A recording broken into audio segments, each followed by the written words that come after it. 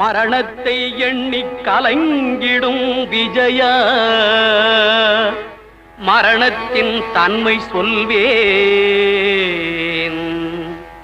மானிடர் ஆன்மா மரணமெய்தாது மறுபடி பிறந்திருக்கும்.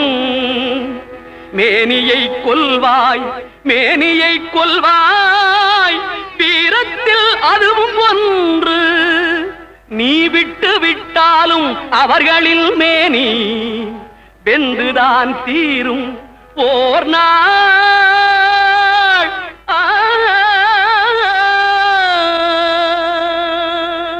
என்னை அறிந்தாய் எல்லா உயிரும் எனதென்றும் அறிந்து கொண்டாய்.